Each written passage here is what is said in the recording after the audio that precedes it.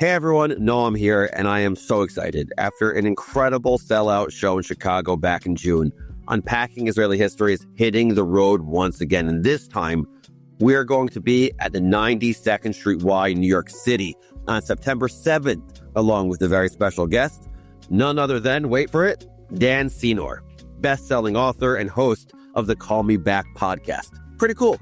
Our first show was off the charts, and this one promises to be just as epic. So if you're anywhere near New York City and you want to be like my parents and drive in from Maryland, grab your tickets right now at unpacked.bio/UIHNY25. That's unpacked.bio/UIHNY25. Oh, and if you use the coupon code in the show notes, you'll get a discount. Pretty good. And yes, LA friends, Southern California friends, West Coast friends, don't you worry. Your turn is coming soon, November 12th. Stay tuned. See you soon, New York. Hey, I'm Noam Weissman, and you're listening to Unpacking Israeli History, the podcast that takes a deep dive into some of the most intense, historically fascinating, and often misunderstood events and stories linked to Israeli history. This episode and this whole series on the Suez Crisis is generously sponsored by Jody and Ari Storch. You know I love hearing from you because you hear it every week, so shoot me a note at noam@unpacked.media and check us out on all the social media platforms at Unpacking Israeli History, Instagram, TikTok, YouTube, you get it. Okay, yalla, let's do this. אנו מכריזים בזאת על הקמת מדינה יהודית בארץ ישראל. היא מדינת ישראל. We, the people of Israel, are prepared and anxious to meet the representatives of our neighbors without any preconditions. There are people in Israel and elsewhere say it's impossible to make peace between the Arabs and Israel or the Jewish people. I think they are wrong. Welcome to the finale of our three-part series on the Suez Crisis, aka Israel's most underrated war. And I gotta say, after all the research, interviews, and writing, I gotta tell you something. This is one of the most fascinating episodes ever. If you have not listened to parts 1 and 2 of this episode might not make much sense. You're gonna be like, wait, this was a huge flashpoint in the Cold War? Hold up. How did this reshape America's policy in the Middle East? Who are all these people again? So before we dive into part 3, here's a quick recap. I'm so kind.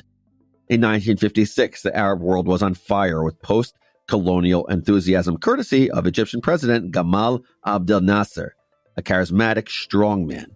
With the backing of the USSR, which doesn't exist anymore, Nasser had been thumbing his nose at the US, Britain, and France, and painting his Jewish neighbor as their colonial stooge.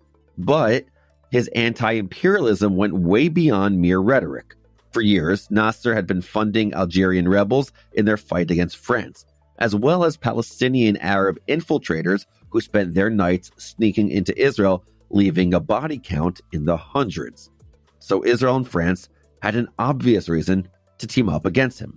The UK was ticked off that Nasser had nationalized the Suez Canal, which had been built and operated by an Anglo-French company. The three countries formed a secret alliance against Egypt known as the Sèvres Agreement. In theory, the plan was simple. Act 1 looked like this. Israel invades Sinai and sets up shop close to the Suez Canal. Act 2, France and England swoop in pretending to be peacekeepers and demanding that both sides stop the aggression. In Act 3, Nasser folds. In the very best case scenario, he is deposed.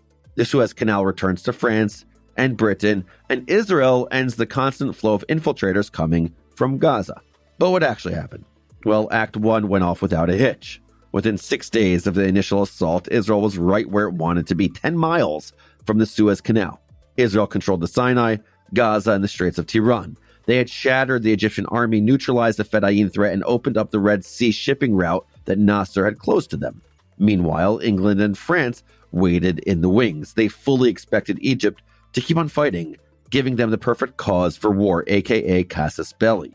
But France and the UK, low-key, why does Britain have so many names? We're about to learn the hard way that wars don't follow scripts.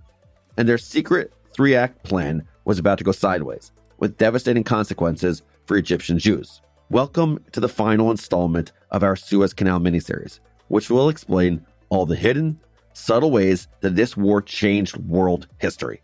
We'll talk about the legacy of all the leaders involved, and we'll zoom in on the human story that too few people know about. The abrupt, unceremonious destruction of a 2,000-year-old community in the wake of this war. Let's get to it. Part 3, Fallout. October 30th, 1956, one day after Israel's initial attack, London and Paris prepared to make their move, issuing a joint ultimatum to both Egypt and Israel. They demanded that both countries immediately cease military operations and withdraw their forces 10 miles from the Suez Canal. Which sounds reasonable, right? No one wanted a full-scale war in the Middle East, especially not when global shipping routes were at stake. But it sounds way less reasonable when you realize what this ultimatum actually meant. Egypt would have to pull back from its own territory. Israel would get to stay exactly where it was, 10 miles from the canal, far outside their own uneasy borders. By the way, borders isn't really the right word because at this point, none of Israel's neighbors recognize its existence. But you get what I'm saying? The Israelis were deep in someone else's territory. The Israelis, of course, signaled that they were ready to comply with this ultimatum, but just as expected, Nasser said, no freaking way.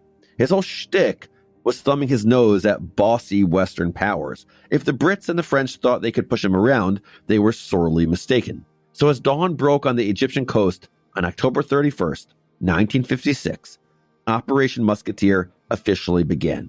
Waves of British Royal Air Force bombers and French warplanes roared into Egyptian skies, pounding Egyptian air bases, cratering runways, and turning Egypt's air force into scrap metal. The Egyptians fired frantically from below, but it was no use. By midday, both armies had converged on Port Said city. Wrenching control of a city street by street is not easy. In a fiery address that crackled across Egyptian and Arab radios, Nasser called on his people to resist the invaders with everything they had. The army will fight. The orders are for the armed forces to fight to the death. Yesterday and today, I saw the Liberation Brigades and the National Guard. Volunteers greater than the numbers we requested. We'll fight side by side with the army, wherever we fight. From house to house, from village to village. We will fight and we will not surrender. This is the slogan of every individual in the armed forces, and this is the slogan of every individual among the people. We will fight to the last drop of blood. We will never surrender. The Egyptian commanders that patrolled the city did everything they could to encourage civilian resistance, and the British paratroopers suddenly found themselves inside a nightmare. Ordinary people shot from windows and rooftops and set up makeshift barricades, pushing back the invaders with little more than pure will.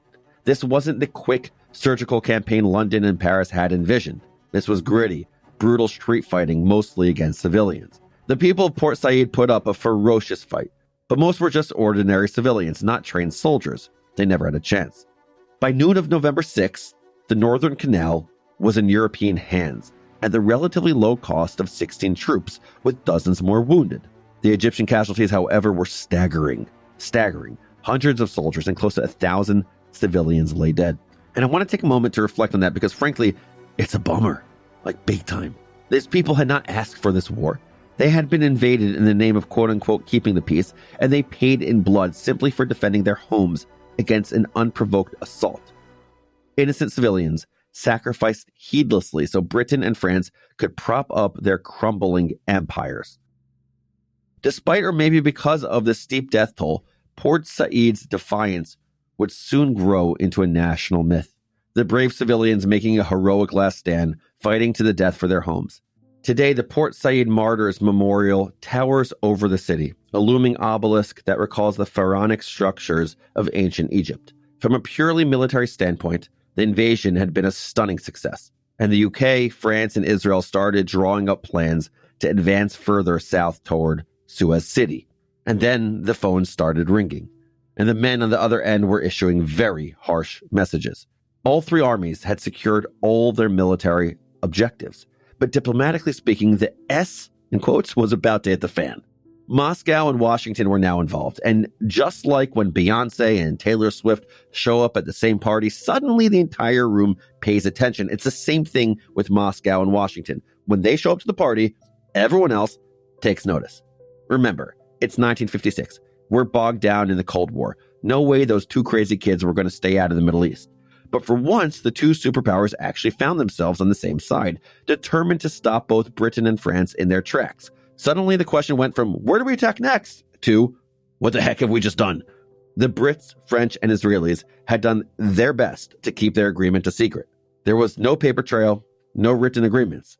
But American intelligence had picked up on rumors that the three countries were in cahoots. And as the fighting continued, the reports began to seem more and more plausible, which really annoyed American President Dwight Eisenhower, adorably known as Ike. The U.S. had a special relationship with the UK, forged in the fires of World War II. That's not some cute, sentimental phrasing.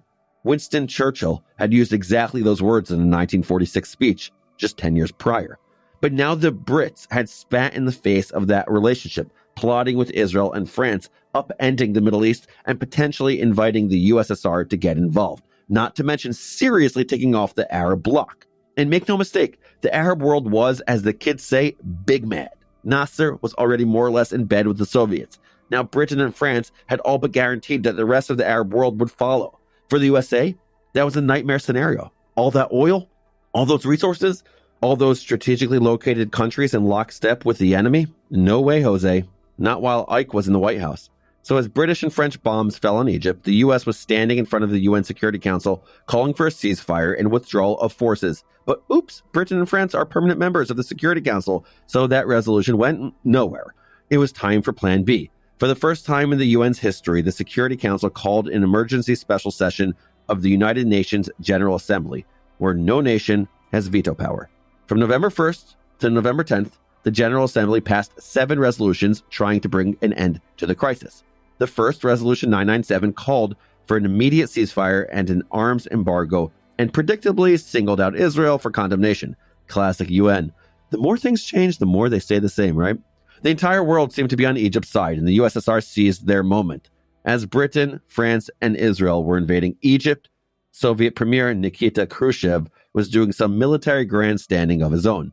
A few weeks before the Suez Campaign, Hungarian university students had begun agitating for civil reform and an end to their oppression by the Soviet Union. The Kremlin responded with tanks. So Khrushchev was maybe not the most obvious guy to assume the mantle of anti-imperialist resistance, but he recognized an opportunity. Here was his chance to distract the world from his brutal suppression of the Hungarian uprising, draw the Arab states closer into the Soviet orbit, and intimidate his Western adversaries. Win, win, win, as Michael Scott would say. Old reference, but I kind of like it. My brother-in-law likes to rip on me that my pop culture references window is limited from 1995 to 07 max. Anyway, so even as Soviet tanks rolled through Budapest, Khrushchev had the chutzpah to issue stark warnings to Britain, France, and Israel. If they didn't retreat ASAP, the USSR would have to intervene, maybe even with its nuclear arsenal. Okay, Khrushchev, I see you. Don't overreact or anything. Though Khrushchev was probably just bluffing, no one wants to play chicken when nukes are involved. London, Paris, and Jerusalem were sweating, and then the US moved in for the kill, because Eisenhower had a weapon that could bring Britain to its knees, something even more powerful than Khrushchev's nukes. See, since World War II, Britain had been hemorrhaging money, and this invasion was not helping. The UK was staring down a full-blown financial crisis and desperately needed the International Monetary Fund's help to stabilize their currency. And guess who controls the IMF?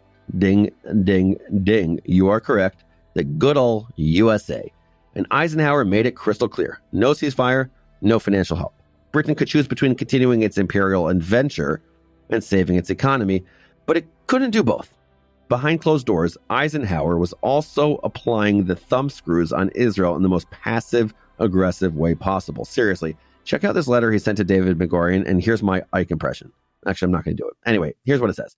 Statements attributed to your government to the effect that Israel does not intend to withdraw from Egyptian territory, as requested by the United Nations, have been called to my attention. I must say frankly, Mr. Prime Minister, that the United States views these reports, if true, with deep concern. Any such decision by the government of Israel would seriously undermine the urgent efforts being made by the United Nations to restore peace in the Middle East. It would be a matter of the greatest regret to all my countrymen if Israeli policy should in any way impair the friendly cooperation between our two countries. If ChatGPT could basically rewrite this letter and say, hey, try to write this in one sentence, what would it say? It would say, yo, David, call off the army or you're screwed. Yo, David, call off the army or you're screwed. And that's no joke. That's what he was saying. Like I said, the U.S. and the USSR were the world's two biggest players. Their intervention changed everything. So even though the U.S. and Israel weren't quite as cozy back then as they are now, this was a significant, if understated, threat. Yes, the U.S. had put Israel under arms embargo before the country even technically existed, but the U.S. was a powerful ally in other ways, and Israel was in no position to pass up the diplomatic support of the world's greatest superpower. Ben-Gurion understood Eisenhower's ultimatum perfectly, but that didn't mean he was going to fold right away. Before he committed to anything, he asked the American president for a couple of guarantees. First, he wanted the U.S. to ensure Israel's freedom of navigation through the Red Sea and the Straits of Tiran. Second, he demanded protection from Fedayeen raids. To be clear, he didn't want American boots on the ground, but he was looking for diplomatic support if Israel ever needed to go back to bat with Egypt over these issues. Washington agreed, and so did the UN, and a new idea took root: peacekeeping. If the UN's goal was to prevent another world war, maybe it was time to send in the troops. Literally, that's how the first ever UN Emergency Force, or UNEF, came to be. By December 22nd, UNEF had replaced the British and French forces in Egypt. Nerd corner alert, UNEF was actually the brainchild of Canadian Minister of External Affairs, Lester B. Pearson. Pearson, like the airport, you know what I'm saying? But Egypt wasn't thrilled about Canadian peacekeeping troops showing up with a flag that still had the British ensign on it. The fix? Canada got a whole new flag. Though to be fair, it wasn't officially adopted till 1965. But the impetus for the change was indeed the Suez Crisis. What an amazing factoid to impress your friends with at a holiday party. Though you might not have any friends if you actually pull this one out because it's just not that cool. Ask me how I know. Ask me. Anyway, but back to Ben-Gurion. True, Israel's first prime minister had very little use for the UN, but he did appreciate Eisenhower's guarantee that Israel would always have access to the Red Sea via the Straits of Tiran. It took a few months of negotiations and logistics, but by March 1957, UN peacekeepers had replaced Israeli troops in Gaza and the Sinai. And that was it. Operation Kadesh, named for the biblical encampment of Kadesh Barnea, where the Israelites spent 38 years, was over. Operation Musketeer, kaput. But where the Jewish state had more or less achieved its goals, the Red Sea access, the end of Fedayeen attacks, Britain and France had utterly failed to teach Nasser a lesson. Incredibly, he still controlled the canal, and when it reopened in April of 1957, an Egyptian flag fluttered proudly from its ramparts. Nasser's gamble had paid off. Egypt had suffered some embarrassing military defeats and the tragic loss of civilians, but they had clearly won the day. Meanwhile, the rest of the world was left to grapple with the aftershocks of the tripartite aggression, as the Egyptians call it. We'll start with the Brits, whose bid to restore their imperial clout had failed spectacularly. The Suez Crisis had cost them, literally. Most of the UK's oil came through the Suez, which was now blocked. For months, English citizens were forced to ration gas. The British pound was in the toilet, and the special relationship with America wasn't looking too hot either. But most importantly, the UK had tanked its reputation. History's largest empire was no longer a decisive force in international affairs, but an increasingly irrelevant bit player. British historian Corelli Barnett memorably called Suez the last thrash of empire. And that's what this was, a dying gasp from a country that finally understood its glory days were over. Meanwhile, France was equally bruised. Algerian rebels were giving them hell in the colonies. The U.S. had forced them to pull back from Egypt. They, too, had once been a significant player on the world stage. But the Suez Crisis pulled back the curtain, revealing not a mighty force, but a country whose bluster far outstripped its power. The empires that had once controlled the Middle East had made themselves irrelevant. And as you know from our episodes on the Six-Day War and the Yom Kippur War, two new giants had just stepped in. From now on, the U.S. and the USSR would be calling the shots. Which leaves us with the third musketeer, Israel. On the battlefield, Operation Kadesh was a masterclass in speed, surprise, and strategic nerve. Even the IDF was shocked at its own success. In an address to the Knesset, Israel's parliament, on November 7th, 1956, Ben-Gurion proclaimed the Sinai operation an unprecedented feat in Jewish history, rare in world history, extolling the heroism and coordination of Israeli forces. Most exciting of all, for the first time in its short history as a modern state, Israel had found a strong Western ally. And no, it was not the US. It was, surprisingly, France. The Jewish state had spent 8 years feeling desperately alone, staring down more powerful countries that saw its destruction. At long last, they finally had someone who could provide state-of-the-art munitions to counter the threat of Egypt's Soviet-supplied weapons. And of course, the most lasting benefit of this newly cozy relationship was Dimona. By the 60s, with an assist from the French, Israel had developed several nuclear bombs. Though maybe they didn't. Who knows? Anyway, though the relationship soured after that, it left Israel with a nuclear deterrent, irrevocably shifting the balance of power in the Middle East in Israel's favor. But the Suez Canal crisis wasn't all roses and sunshine and nuclear warheads. While the Israeli military was racking up wins, Israeli diplomats were eating humble pie. Under intense American pressure, every inch of ground taken in that whirlwind week evaporated. Many Israelis felt like Eisenhower had stolen their victory. The message was clear. Battlefield brilliance doesn't guarantee political staying power. It actually reminds me a little bit of 1973, because if you listen to our three-part series, you'll remember that Israel clearly won that war militarily, but lost it politically. They're two different things when you analyze a war. But unlike France and Britain, Israel got what it came for. Remember, where Britain and France entered the war with lofty imperial ambitions, Israel's reasons were a lot more pressing. Survival and basic security, calling off the Fedayeen, and ending their economic blockade. Israel also won security guarantees, establishing a crucial precedent. From this point on, any political settlement in the Middle East would take Israel's security needs into consideration, at least on paper. But most importantly, Israel learned a major diplomatic lesson. In a Cold War world, only two superpowers mattered. The USSR had chosen the Arabs, which meant that Israel needed to forge a close relationship with the USA, a special relationship even. This reflection has never been more apt. I'm recording this a few weeks after the American strike on Iran's nuclear facility at Fordow, a strike that could not have happened if not for this little-remembered war. What about the US, though, in this whole story? Well, this was when the US became the region's most important player, without even firing a single shot. By forcing the UK, France, and Israel to retreat, Ike showed that America carried diplomatic weight and wasn't afraid to throw it around. And if that meant publicly siding with Nasser, so be it.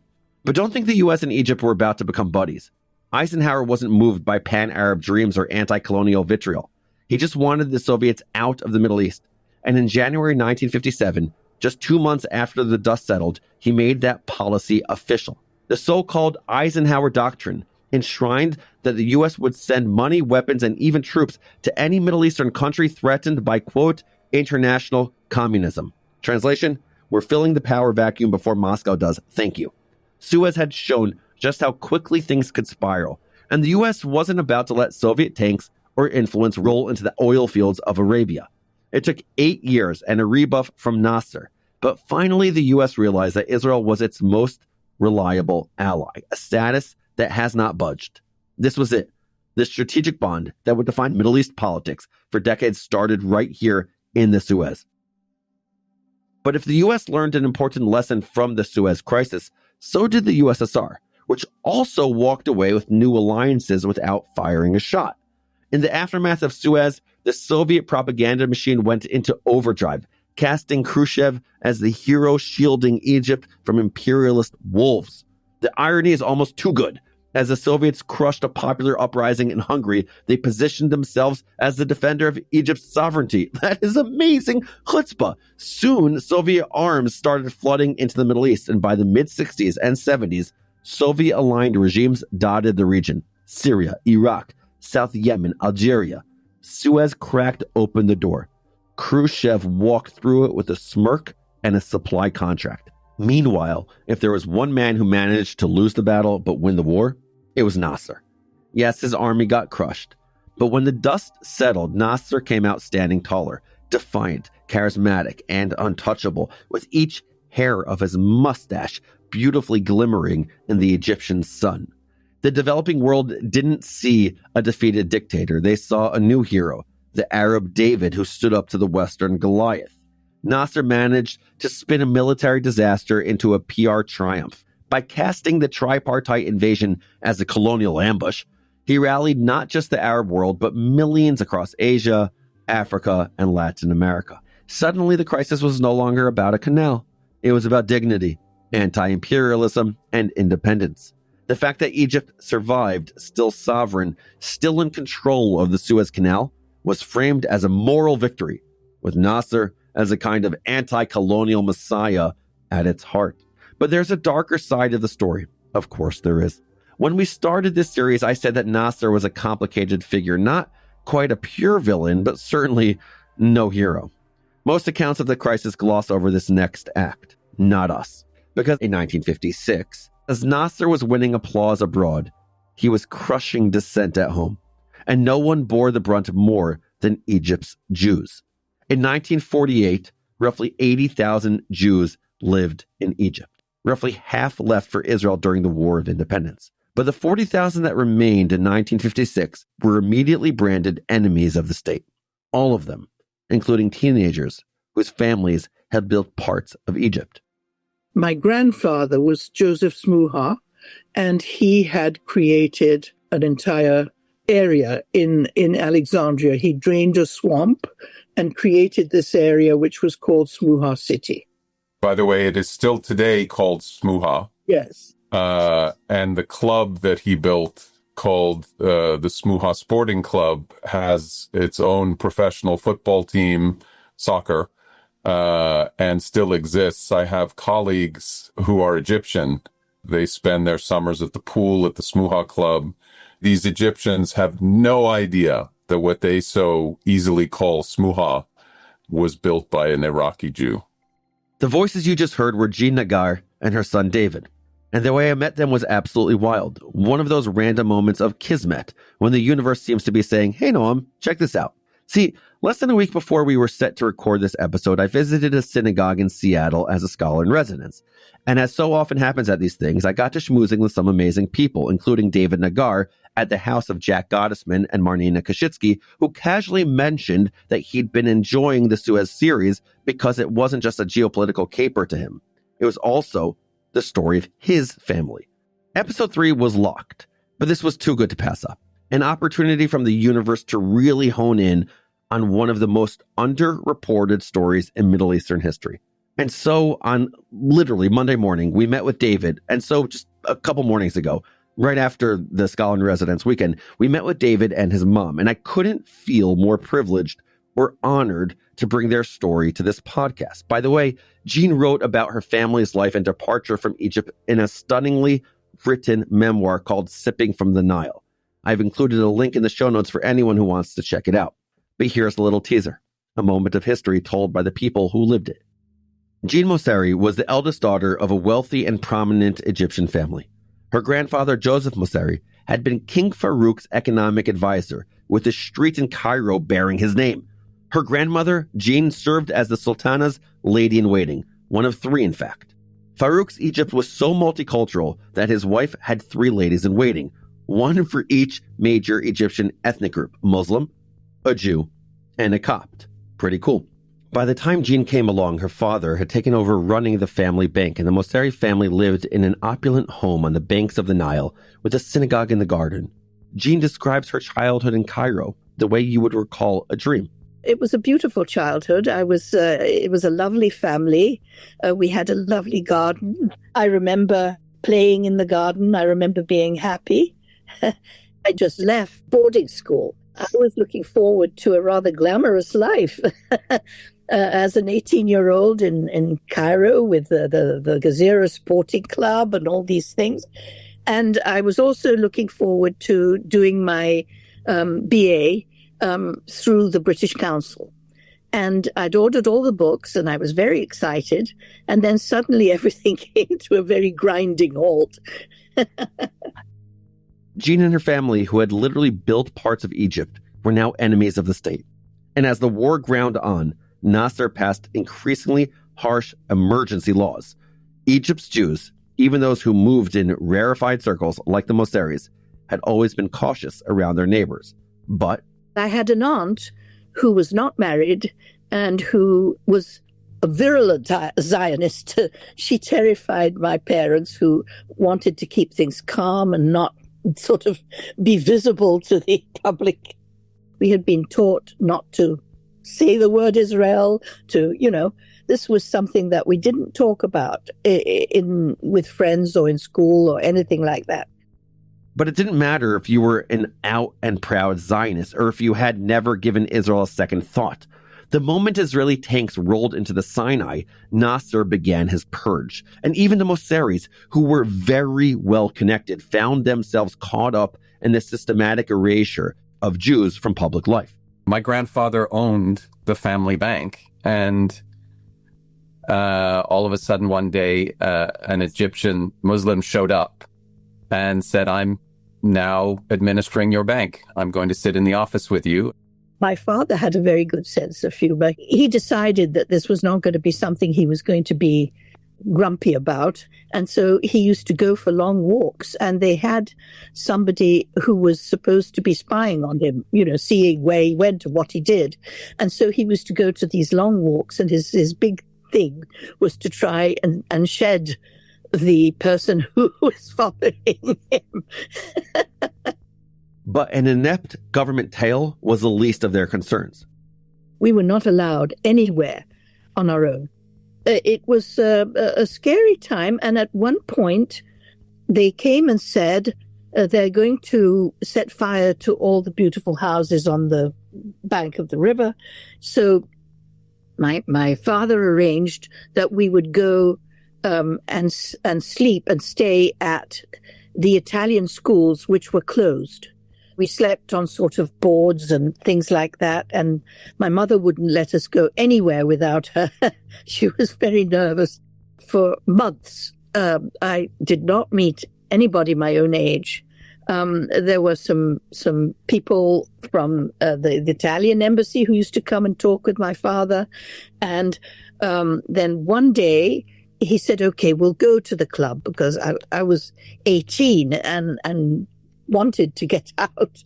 So we went to the club, and while we were there was a table of Egyptian officers right near where we were sitting, and one of them got up and came and spoke to my father. And then so my father said, "Yes, I'm coming to ask you for a visa to travel." And he said, "Okay, well, next time you come, bring your daughter with you." My father was absolutely horrified. I never went out after that. That was it. It took 9 months for the Mosseris to get their exit papers. It would have taken much less time if they had been willing to accept a one-way visa, as in goodbye and thanks for giving up all your assets. But Jean's father wanted to make sure his bank and his property would be in good hands. And if he couldn't protect his assets, well, we had a synagogue in the garden, actually. And people came every Saturday for services and were offered lunches on the lawn.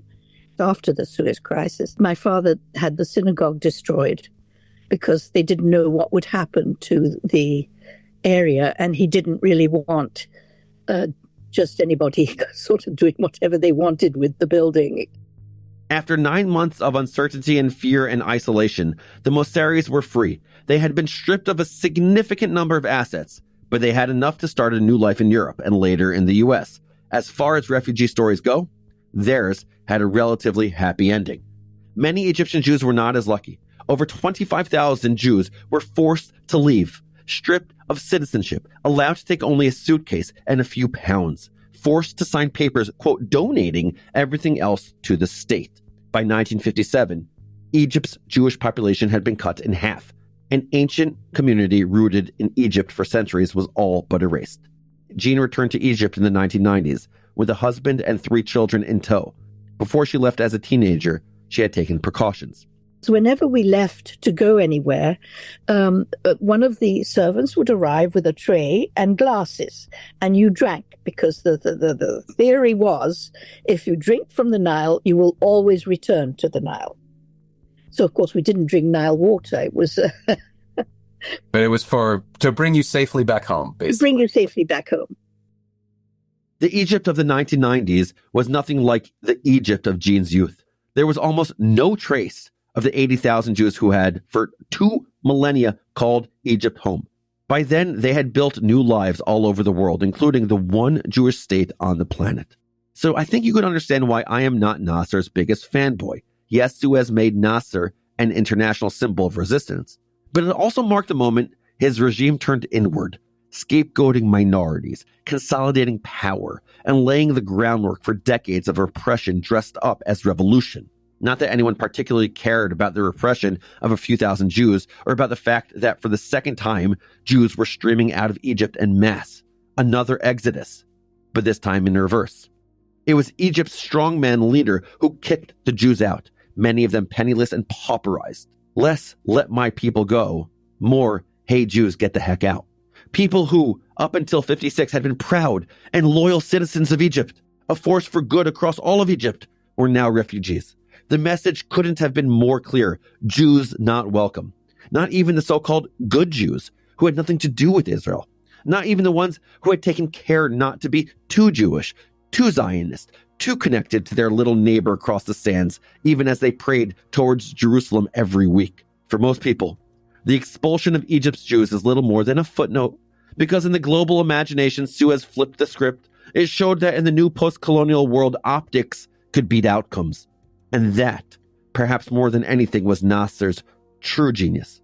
In all the big talk about the major players, it is easy to forget who wasn't at the table: the Palestinian Arabs. For them, 1956 was another gut punch, another example of powerful players deciding their fate for them, not with them. Remember, at the time, Gaza was under Egyptian military control, and the West Bank, including East Jerusalem, was administered by Jordan. Palestinian refugees straddled these two occupied territories with no nationality of their own. And though Nasser portrayed himself as an Arab hero, Suez actually made the Palestinian situation even worse. The war didn't elevate the Palestinian cause, it buried it under Arab nationalism. Another example of the Palestinian narrative being ignored. The conflict was now framed as Israel versus the Arab world.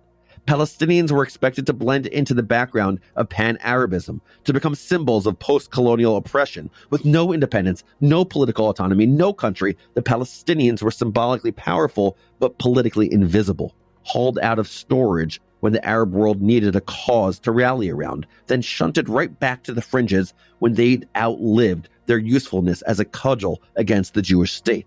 The marginalization would have profound consequences. The failure of Arab states to deliver on their promises of liberation, combined with the Palestinians' continued displacement and statelessness, would lead to the rise of independent Palestinian organizations like the Palestine Liberation Organization, aka the PLO, in the 1960s. It is impossible to miss this. Suez sowed the seeds of future Israeli-Palestinian strife. There's no doubt about it. The Suez Crisis shaped the modern Middle East, and we're still living with the consequences. From American bases in the Gulf to Russian mercenaries in Syria, from UN peacekeepers to drone wars, to the end of the existence of Egyptian Jewry. The world Suez built is the world we inherited. So that's the story of the Suez Canal crisis. And here are your 6 fast facts, 2 for each episode. And stay tuned for the enduring lesson as I see it. Number 1, 1950s Israel faced constant Fedayeen raids from the West Bank and Gaza, as well as an Egyptian blockade that meant they couldn't access Red Sea trade routes. Number 2, the Israelis had tried escalation dominance to end the Fedayeen infiltrations, but though the harsh Israeli reprisal attacks had worked in Jordan, they had an opposite effect on Egypt. Number 3, Egyptian President Gamal Abdel Nasser cast himself as the grand uniter of the Middle East, rallying the entire Arab world under the twin banners of pan-Arabism and anti-imperialism. And Israel, in his mind, was an imperial power. Number 4, when Nasser nationalized the Suez Canal, Britain and France and Israel hatched a secret plan now known as the Sèvres Agreement. Israel would attack, France and Britain would ask both parties to stop, Nasser would refuse, France and Britain would invade Egypt, and then Nasser would fold. Easy, right? Number 5, the military end of the plan went great, but diplomatically it was a disaster. And the US, USSR, and UN intervened. The USSR even threatened to use nukes against Israel and Western Europe. And number 6, at the end of the day, the Israelis got what they wanted. an end to the raids and free passage through to the Red Sea. The Brits and the French were humiliated. Nasser looked like a hero, despite expelling over half of his country's Jews. The US and USSR emerged as heavyweights in the Middle East, setting the stage for the world we live in today. Those are your fast facts, but here's one enduring lesson as I see it. 3 weeks ago, we kicked off this series with an anecdote about my student arguing with a law school professor. The professor used the story of the Suez Canal crisis as proof that Israel had always been a colonialist outpost in the Middle East, an extension of Western powers. And on its face, this little episode in Israeli history might suggest that it's true. After all, Israel teamed up with two empires. So I'm not going to sit here and say that argument is 100% wrong. That would be dishonest. But there are other arguments to be made as well about why Israel's motivations had significantly less to do with imperialism and a lot more to do with physical and economic security. And if you want a full perspective, you got to consider these arguments, no matter where you end up landing. I'm never going to tell you, hey, you're wrong. This is just not my style. Well, I might if you're arguing that Andre Iguodala should have won the 2015 NBA Finals MVP over both Steph Curry and even LeBron, who lost. That's just nonsense. But when it comes to Israeli history, I'm less interested in telling people what to think and more interested in exposing them to different perspectives so everyone can make up their own minds. So here's an alternate perspective, or at least a supplementary one, to the claim that Israel is a colonialist power. Israel did not enter Sinai at the behest of either Britain or France, and it wasn't trying to teach Nasser a lesson the way Britain and France were. The Jewish state had no intention of permanently occupying Egyptian territory or of bringing another nation to its knees. Israel's motivations in this crisis were very simple. Stop the raids, stop the blockade, maybe build alliances in the meantime. When you're a tiny country surrounded by hostile neighbors, you cannot afford to be choosy about your allies. And you have to remember, just 8 years before, they had fought 5 invaders to even become a country. They measured their victory not in gains, but in survival. And as you may recall from past episodes, the Jewish state had no love for the British or the French. But here's the hard truth. The hard truth. A cold, hard fact, if you will. Most of the time, countries don't have friends. They have interests. In 1956, Britain and France were bigger, wealthier, and more powerful than tiny, vulnerable, resource-poor Israel. Of course, Israel was going to ally with them against Nasser. And what about Nasser himself? How does he fit into the accusation of imperialism? If you ask the average Egyptian, they will likely tell you that Nasser was a hero, standing up to the West and restoring Egypt's former glory. But dig deeper. Dig deeper. Remember what Nasserist pan-Arabism is. Nasser wanted to unite every Arabic-speaking country under his rule. In other words, to build an empire of his own. And if that meant cozying up to repressive, imperialist powers himself, well, gotta break a few eggs to make an omelet, right? Exhibit A. His cozy relationship with the USSR, which had provided him with weapons to use against the Jewish state.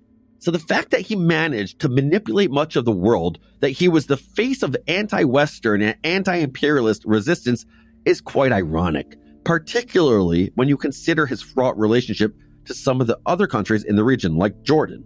Ask King Hussein how he felt about Nasser, and he probably would have gotten an earful.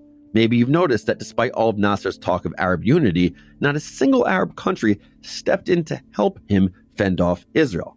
The Arab street may have liked his rhetoric, but Arab leaders were a heck of a lot more cautious. Very few wanted to join forces in a pan-Arab utopia. So while they were perfectly happy to cheer him on from afar, go Nasser, go, they weren't going to risk their necks for Nasser's dreams of pan-Arab hegemony. So the way I see it, I don't think the Suez War, the Sinai Campaign, is a story of Israeli imperialism. But I do think one voice is consistently left out of any retelling, and that is the voice of civilians, whether Jewish, Egyptian, or Palestinian, who paid a heavy price. I want to zoom in on the Palestinian Arabs for a second. I really do.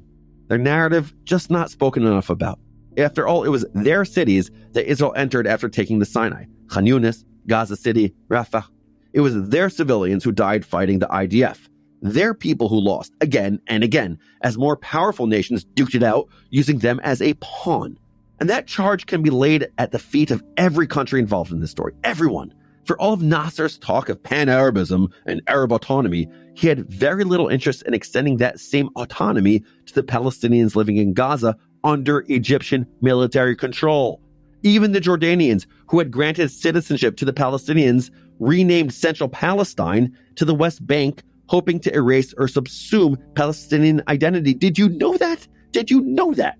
They were not okay with the name Central Palestine. That's why they called it the West Bank. So what do we learn from the Suez Crisis? What's the real lesson here, folks?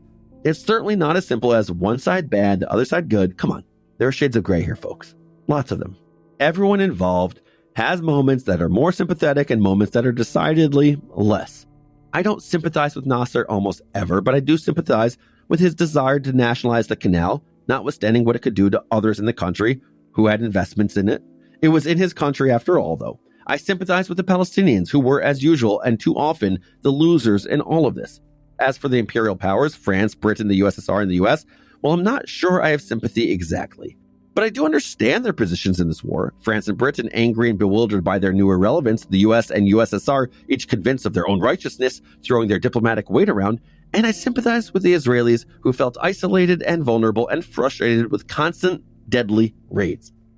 A few months before the Suez Crisis, Rabbi Joseph Ber Soloveitchik, a giant of American Judaism, delivered a speech at Yeshiva University in honor of Israel's 8th Independence Day. It's an incredible speech that was later turned into a book very worth checking out, Kol Dodi Dofek, which has been translated as Listen, My Beloved Knocks. It has become one of the seminal texts of religious Zionist philosophy.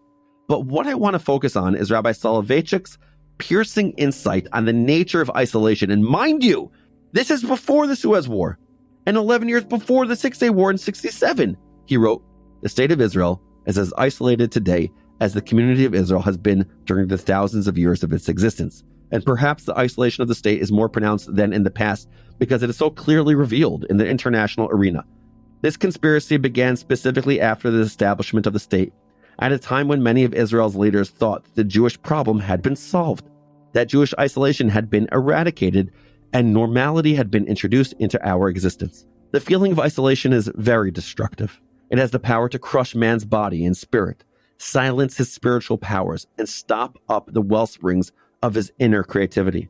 The feeling of isolation in particular troubles man because it is devoid of reason and direction. The isolated person wonders for whom and for what. Isolation which cleaves to man like a shadow shakes his awareness and ability. In other words, isolation, it can feel emotionally and existentially crippling. And Israel was profoundly isolated in 1956. But Rabbi Soloveitchik continued, the existence of Israel did not mean the end of anti-Semitism, the end of isolation. In fact, in some ways, it just gave the Jewish people's enemies a convenient new target. And I can't stop thinking about this lately. That will likely always be the case. It's 2025 right now, when I'm recording. Anti-Semitism or Jew hatred is alive and well, just as it was in 1948 when the Arab world expelled nearly 1 million Jews in revenge for the existence of a Jewish state. Just as it was in 1956 when Nasser made Egyptian Jews into his personal scapegoat. It's hard to be isolated, vulnerable, alone. But in 1956, the government of Israel made a choice. They refused to let their isolation define them. They fought for a better future, a more liberated future, and they won. And that might just be our task too, however we choose to fulfill it. Jean Nagar's story felt painfully resonant to me. My student's story about his law school professor felt painfully resonant to me. We are living in a world I naively never thought I would see. A world where Jews are on trial constantly, made to answer whatever charge is fashionable at the moment. In 1956, it was spying for the Zionists. In 2025, it's supporting quote-unquote genocide or being a quote-unquote white colonizer. It is isolating and exhausting and sometimes depressing. But we cannot let outside forces define us. We must tell our story over and over in as much detail and with as much empathy as possible. And that's how I'm fighting our isolation. Not because I want to convince you of anything. Not because I'm trying to win a debate. I'm a horrible debater. But because I want to encourage all of us, myself included, to understand these pivotal moments of history, to free ourselves from the trap of one-dimensional thinking, to remember these were real people with real concerns, making world-changing decisions. Judge them however you want, but know them first. Not as talking points or as avatars, but as flawed, complicated, multifaceted human beings setting the wheels of history in motion. Unpacking Israeli History is a production of Unpacked, an OpenDor Media brand. Follow us wherever you get your podcasts. If you enjoyed this episode, and I hope you did, leave us a rating on Apple or Spotify. It really helps other people find our podcast, so please do that. It's so helpful. And one last thing, I love hearing from listeners, so email me at noam@unpacked.media to share your thoughts. This episode was produced by Rifki Stern. Our team for this episode includes Simon Apfel, Hona Dodge, Adi Albaz, and Rob Pera. I'm your host, Noam Weissman. Thanks for listening. See you next week.